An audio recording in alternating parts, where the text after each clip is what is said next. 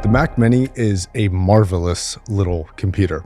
This thing is very impressive in a number of ways. If you're looking at a $600 computer, I don't think anybody would hesitate right now to recommend this thing as not only an option, but like the computer to buy for the money. I want to set your expectations for what you can expect from this video. I don't typically review computers, so I don't feel safe covering or tackling the benchmarks that this computer can put out, even though I will be mentioning them. There's a ton of other channels and websites that have compared them, and I think that those are amazing references. I would recommend watching them. What I'm going to give you so far, though, is my review and use case suggestion for this device, as well as a bunch of buying advice for the Mac lineup. And I'll explain why it includes the lineup and not just the Mac Mini. So as far as this physical design, this thing is small. If you've never seen one of these things in person, they're a little under 8 inches squared. They are very tiny. And this thing is putting out some incredible measurements, especially for single core performance. It's one of the best single core performing CPU chips on the planet for like a personal computer, especially in this price tag. That's amazing. Now on the base model M2 Mac Mini, which is what I have here, you have 4 total USB ports. 2 are going to be Thunderbolt 4 and 2 are going to be typical USB-A. This gets bumped up to 4 Thunderbolt 4s for the higher end upgraded models. So $1,300 right now seems to be the barrier to entry for 4 ports. That are all Thunderbolt 4s. So if you never bought a Mac Mini, there's a couple considerations that you need to make. One, you need to really define how many ports you are going to need. If you buy something like this studio display from Mac, we'll give you additional ports, and that is a workaround to buy the cheapest computer or the lowest port computer that they have, being this base model Mini, and something with additional ports. Or they have like under $100, they have really good docking hubs that also allow for SSDs for extra storage. That is something I would suggest doing rather than buying internal storage, even though it's probably going to be faster with the Macs. Now the build quality is classic Apple. It is extremely well built.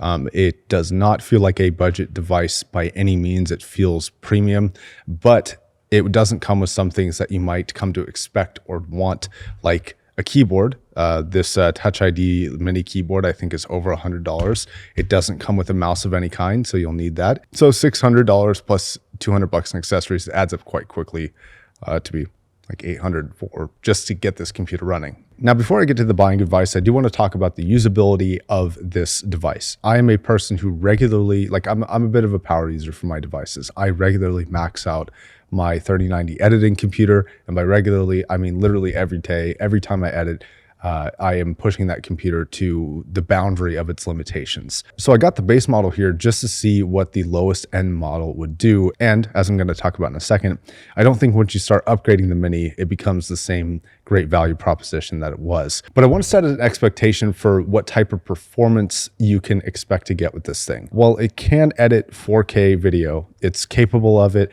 90% of the time it's relatively smooth, but if you're doing more complicated edits that aren't just like cut up A-roll, for example, things start to get complicated when you add things like secondary layers or tertiary layers of B-roll.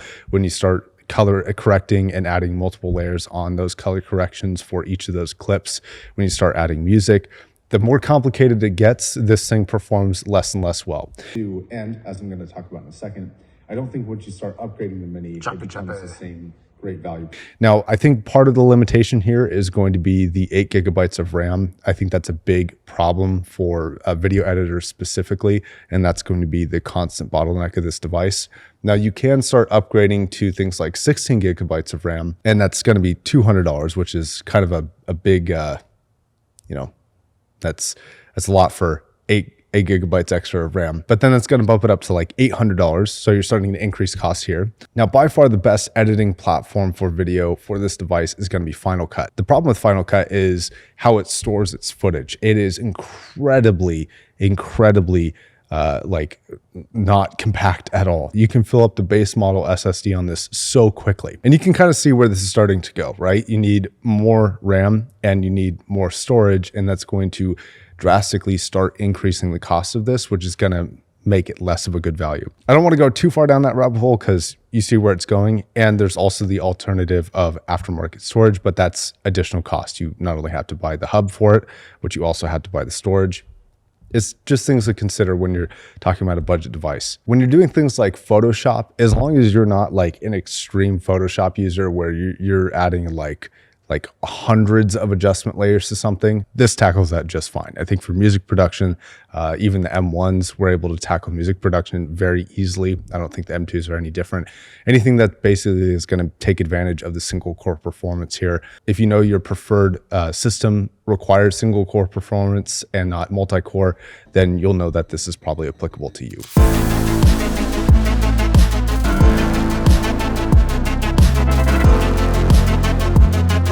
Let's talk about these blurred lines, because Apple is very, very good. In fact, this might be the best thing that they're doing right now, is blurring the lines of what you should get and why.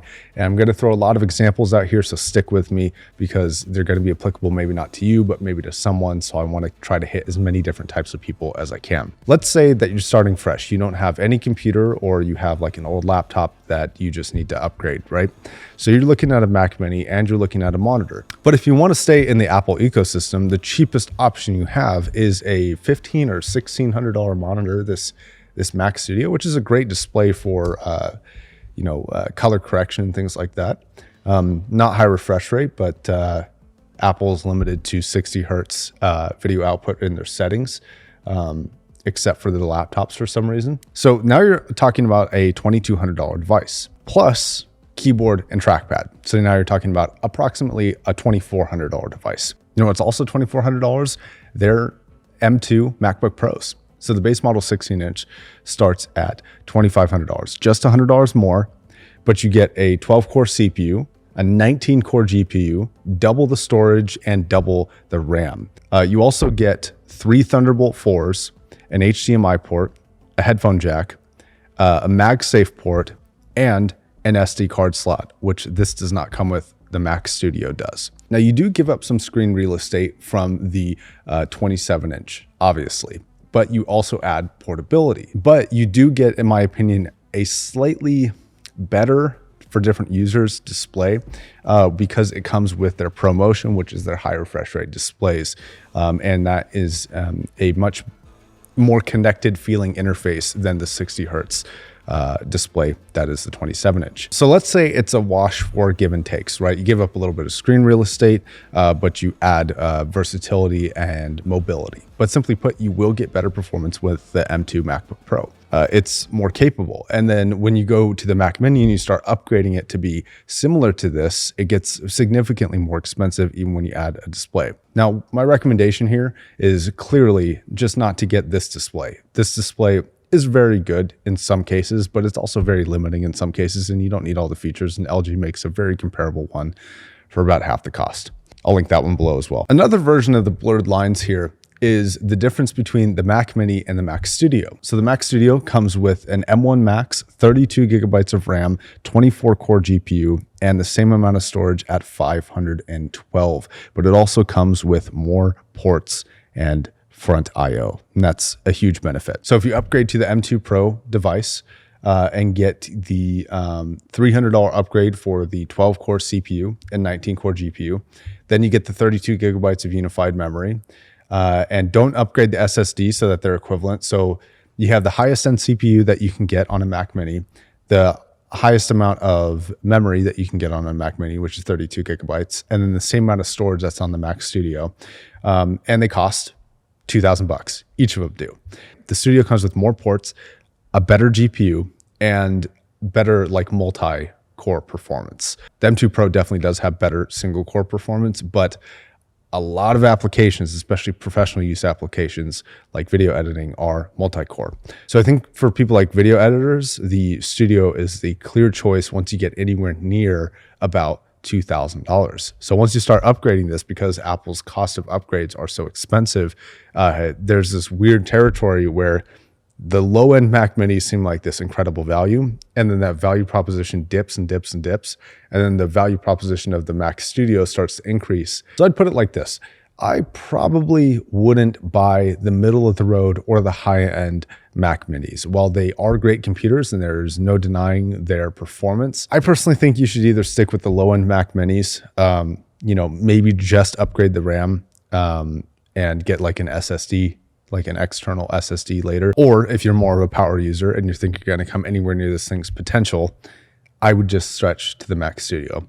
My plan was to test this and see if it was capable of handling a 4K workload. And it definitely is capable of it. I wouldn't say that it's necessarily easy for it. It doesn't make it seem like just nothing, like the Mac Studio does. So this will probably be going back, and I'll probably be picking up a Mac Studio for my particular use case. All right, I think that's it. I wanted to kind of temper some expectations because a lot of the reviews I'm seeing just act like this is the best computer in the world. And while it is very, very good, and it should be praised for being very, very good, I do want to set some expectations for its capability and also tell you why this might be right for you and your alternatives like the Mac Studio or the LG display or the MacBook Pro. Those are all alternatives that you should really consider as soon as you start increasing costs to this. Thank you very much for watching. I'll catch you guys in the next video. Also, this whole entire video is going to be edited on this Mac Mini. So you tell me if it looks good or not.